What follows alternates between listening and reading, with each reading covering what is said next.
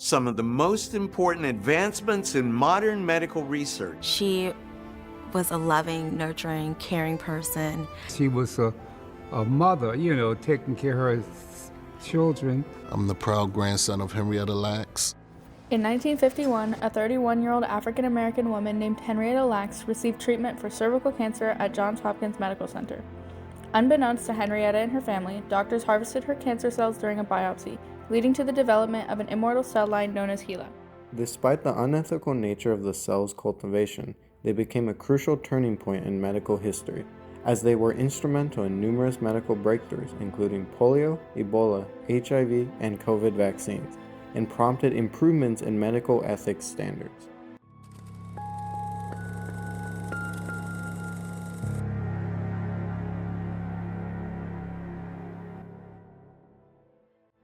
HeLa cells were instrumental in the development of all of these advancements, without which millions of people would die in preventable ways, and lifespans would be drastically shorter.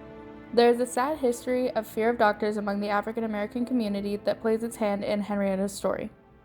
In the early 1800s to late 1900s, medical experimentation was an extremely unethical practice. Several instances of medical torture are famous for their cruelty, one of which was the eugenics program. When women went to the doctor for surgery, they woke up without the ability to have children because their uteruses were removed. This practice of forced hysterectomies was known as eugenics.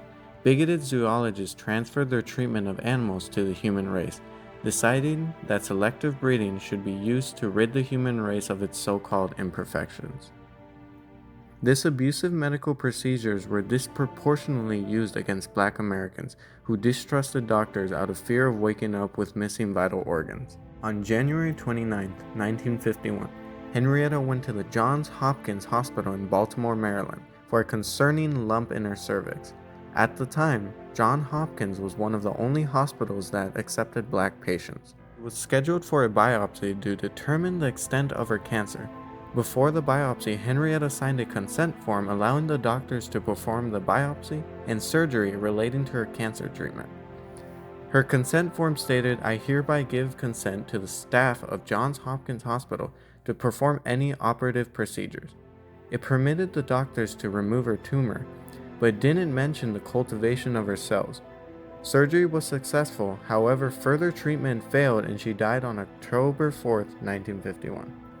Dr. George Guy had been working with Dr. Richard Tillin for years to produce an immortal cell line for medical experimentation, acquiring multitudes of other stolen cell samples.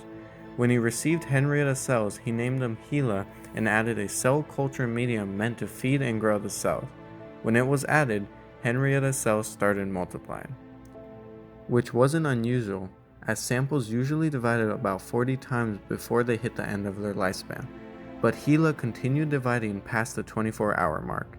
When they continued dividing with no end in sight, Dr. Guy distributed the cells to his colleagues. Not long after, HeLa cells were recognized for their immortal properties, and scientists began to utilize them for experimentation.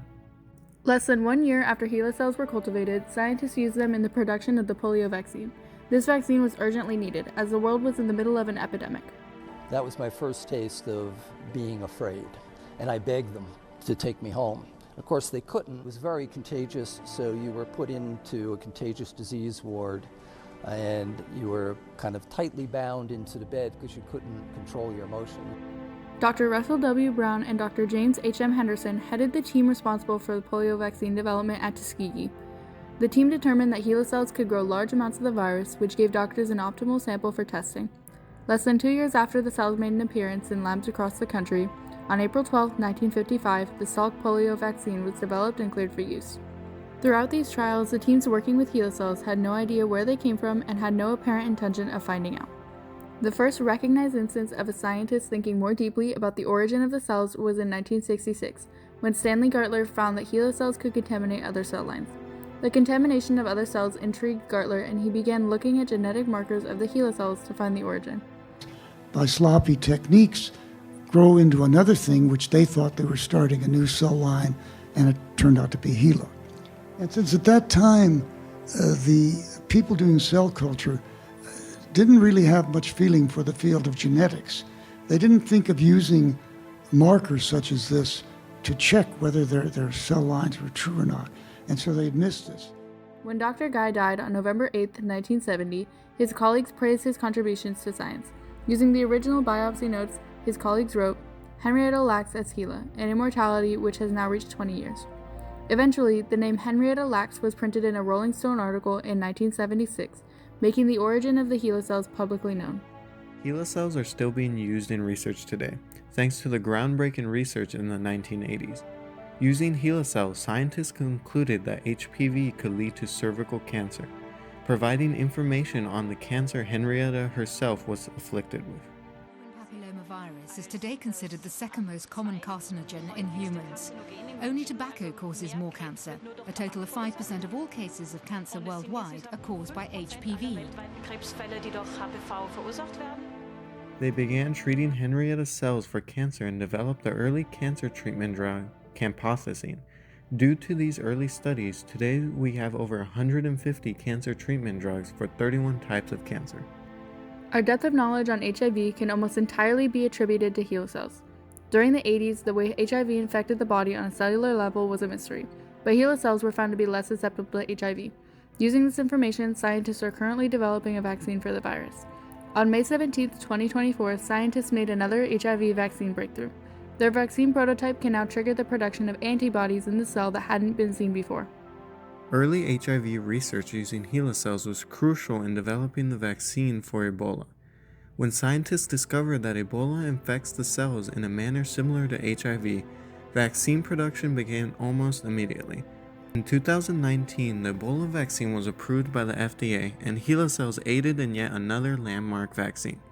The Ebola vaccine provided a first step in eradicating a virus that had been wrecking Africa for nearly 50 years. When Henrietta's name was released to the press, her family became center spotlight for unwanted attention regarding the cells. Because of this case and a few others involving cell line production, the Health Insurance Portability and Accountability Act, commonly referred to as HIPAA, was passed on August 21, 1996. The courts determined that a patient's name could not be released alongside their personal information under a pseudonym or otherwise, as it harms patient privacy. On April 14, 2003, 92% of the human genome was decoded, and scientists and doctors could identify genetic susceptibility in some disorders. After the initial celebration of the discovery, people feared that doctors could then use information about their genome to withhold treatment from patients who may contract a disease later in life.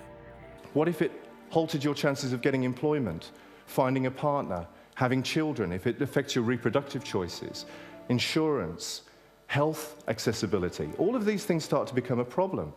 And one of the problems is... Because of this, the Genetic Information Non-Discrimination Act, or GINA, was passed as an extension of HIPAA to further protect patients. Most recently, HeLa cells were used in research for the COVID-19 vaccine. Researchers tried to infect the cell with COVID, only to find that the cells were resistant due to a lack of the ACE2 receptor. After discovering what allowed the virus to enter the cell, scientists engineered a vaccine that aimed to replicate traits seen in the HeLa cells that prevented the entrance of the virus. On December 11, 2020, the FDA officially approved the COVID vaccine for those 16 and over. The FDA has reaffirmed its findings that the Pfizer COVID-19 vaccine is safe and effective.